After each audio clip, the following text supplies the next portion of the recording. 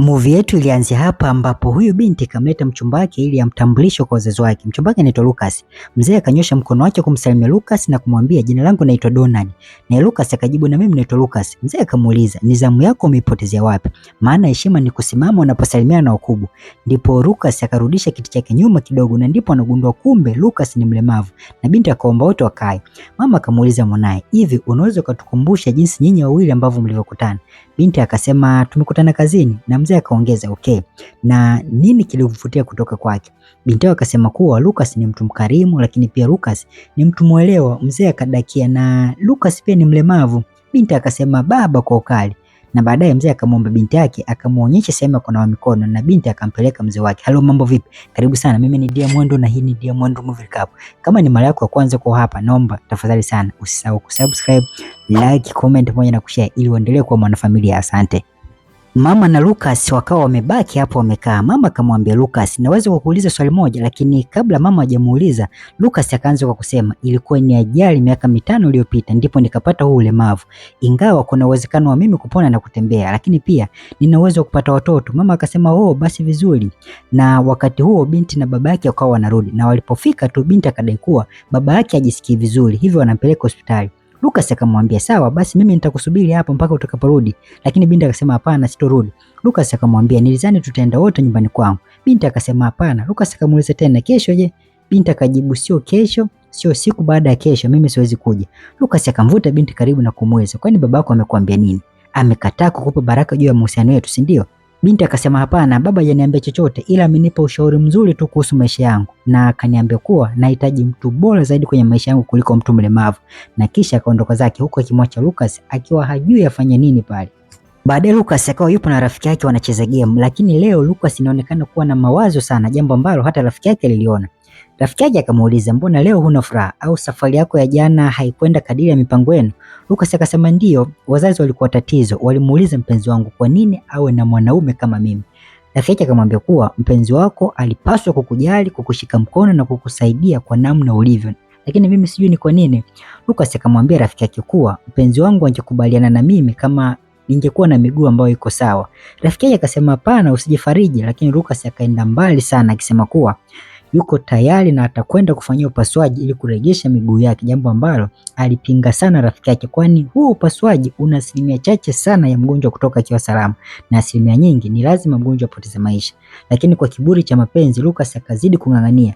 Baadaye rafiki yake akatafuta maneno sahihi ya kumshauri rafiki yake ili waweze kuelewana, na baadaye Lucas aliweza kumuelewa rafiki yake na wakakubaliana kuwa hatafanya tena upasuaji huo.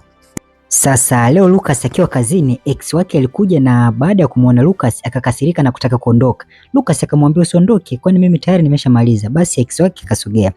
Lucas akaanza kuzungumza naye akamwambia kuwa ni muda sasa umepita na hatujazungumza juu ya chochote kilichotokea. Hivi unaweza kuniambia ni kwa nini uliamua kubadili maamuzi yako ghafla juu ya mahusiano yetu? Ex yake akamwambia kuwa nilikuwa nafikiria tu kuhusu hatima yetu na nikaona kuwa haitawezekana. Lucas akamuuliza kwa nini? Ex wake akamwambia unaweza kunisaidia karatasi zile pale juu? Lucas alizitazama zilikuwa juu sana asingeweza kusifikia labda kama angeweza kusimama. Ex wake akamwambia umeona sasa, hicho ndicho nilichomaanisha. Ni ngumu sana kujenga familia na mtu ambaye anakaa tu.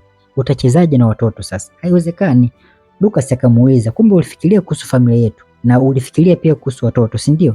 Ex wake akasema ndio, lakini haina maana kwa sasa. Na akiwa anataka kuondoka, Lucas akamzuia na kumuuliza kwa hiyo kama ikatokea nikapona na nikaweza kutembea siku moja, utakubali kurudisha mahusiano yetu, tukaanzisha familia yetu, tukazaa na watoto, si ndio? Ex wake alimtazama kisha akasema kama itatokea huenda nitakubali kurudisha mahusiano yetu, alafu kisha akaondoka. Sasa leo rafiki yake Lucas anakuja kazini, cha ajabu hamuoni Lucas wala hasikii harufu ya perfume ya Lucas. Ikabidi muulize huyo mshikaji hapa, na mshikaji akawa anasema kuwa Lucas amechukua ruhusa ya ugonjwa na ameenda kufanyiwa operation ya miguu yake. What? Si walikubaliana hatafanya. Ikabidi haraka haraka aiwahi simu yake ili ampige Lucas, lakini akawa anaambiwa kuwa kwa sasa hawezi kuwasiliana na Lucas, labda aache ujumbe wa sauti. Na ndipo akaamua rekodi ujumbe wa sauti. Akawa anamsihi sana Lucas achane na hiyo operation kwani ni hatari na anaweza kupoteza hata maisha yake. Na binti kwenye ujumbe wake alimsisitiza sana Lucas kuwa kama atafanya hivyo basi urafiki wao ufe na hata akipoteza maisha yeye hatakuja tena kumzika. What a friend.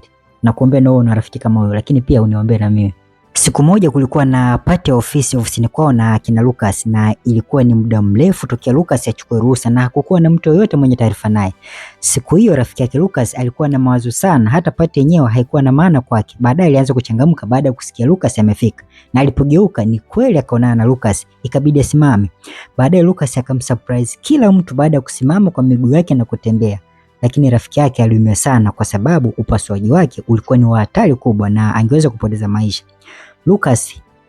Lucas hakutaka kabisa kupokea ushauri wake. Ex wake Lucas baada ya kuona Lucas amesimama akawa anampongeza, lakini baadaye akaja boyfriend wake na Lucas ikabidi amuulize, ina maana tayari umeshapata mpenzi?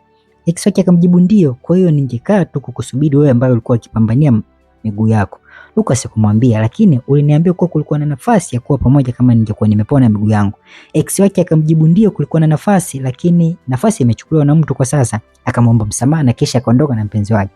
Sasa rafiki yake Lucas alikuwa amekaa hapa na kunywa pombe vibaya mno kwa sababu ya usaliti ambao alikuwa amefanywa na rafiki yake. Baadaye Lucas alimtumia ujumbe wa sauti unaosema kuwa nyuma yako kuna mwanaume mjinga kuliko wanaume wote hapa duniani. Na kisha akiwa amesimama hapa akaongeza kwa kusema kuwa rafiki yake alikuwa sahihi, mtu anayekupenda anatakiwa kupe mkono wakati ukiwa na shida na kukusaidia, sio tu kusubiri ukiwa sawa ndio akupende. Baadaye Lucas akamwomba msamaha rafiki yake na wakasameana, na kisha Lucas akamuomba waende wakacheze disco bana. Walikiwasha sana siku hiyo hadi ex wake akaanza kuonea wivu, maana alikuwa anajua kifuatacho hapo kwa Lucas na rafiki yake ni mapenzi moto, na yeye alikuwa tayari amekwisha kujichanganya kwa hiyo msela. Movie yetu inaishia hapo. Niandikie umeionaje recap yetu. Je, wewe unaweza kuhatarisha maisha yako kwa sababu ya mapenzi? Jina langu ni Diamond na hii ni Diamond Movie Recap. Tafadhali usisahau kusubscribe, like, comment pamoja na kushare. Bye bye till next time.